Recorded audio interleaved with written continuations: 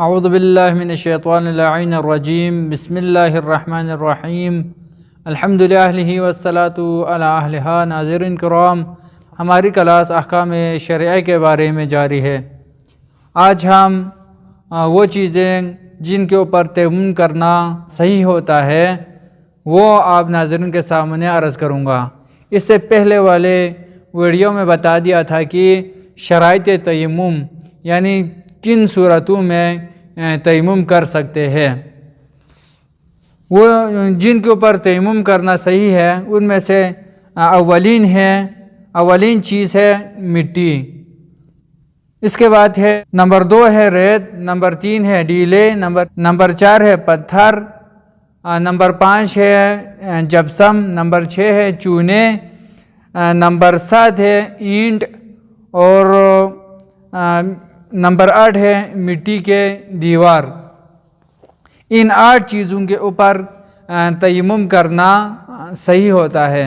ان کے علاوہ کسی اور چیز پر اگر تیمم کرے تو وہ تیمم صحیح نہیں ہوتا ہے۔ اور انہی چیزوں میں سے سب سے جو اہم ہے جن پر تیمم کرنا فضیلت رکھتا ہے وہ ہے مٹی ہے، اور مٹی کے ہوتے ہوئے اختیاری حالت میں بہتر ہے کہ دوسرے چیزوں کے اوپر تیمم نہ کرے۔ لیکن اگر مٹی میسر نہ ہو، مٹی نہ ہونے کی صورت میں دوسرے نمبر پر ہے ریت۔ پھر اسی ترتیب کے ساتھ، یعنی اگر پہلی والی چیز نہ ہو تو دوسری والی چیز نہ ہو تو تیسری، اس طرح سے ترتیب میں ہے۔ لیکن اگر آیا مٹی ہے لیکن وہ مٹی اگر گیلی مٹی ہو تو آیا اس کے اوپر تیمم کرنا صحیح ہے یا نہیں ہے؟ کہ اگر اختیاری حالت میں جب آپ کے پاس مٹی ہو یعنی خشک مٹی ہو یا ان میں سے کوئی اور چیز آپ کے پاس ہو تو اس صورت میں گیلی مٹی کے اوپر تیمم نہ کریں۔ لیکن آیت اللہ سیستانی رحمۃ اللہ علیہ فرماتے ہیں کہ قالین کے اوپر، قالین کپڑے یا اس طرح کے چادر وغیرہ، ان کے اوپر اگر گرد و غبار زیادہ ہو، جس کو عرف عام میں اگر نرم مٹی کہا جائے تو اس صورت میں اس کے اوپر تیمم کر سکتے ہیں۔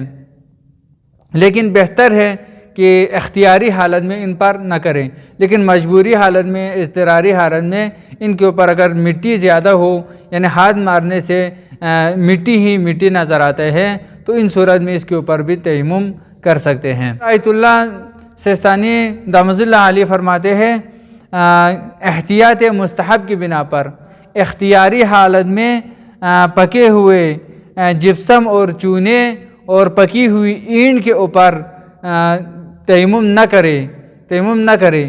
لیکن اگر مجبوری ہو، حالت اضطراری ہو تو کوئی اور چیز نہ ملے تو اس صورت میں ان کے اوپر بھی تیمم کر سکتے ہیں۔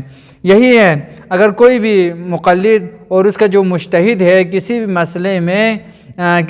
کسی بھی مسئلے میں فتویٰ میں اگر احتیاط کہے تو احتیاط کہنے کی صورت میں آپ اس مسئلے میں کسی اور مجتہد کی تقلید کر سکتے ہیں۔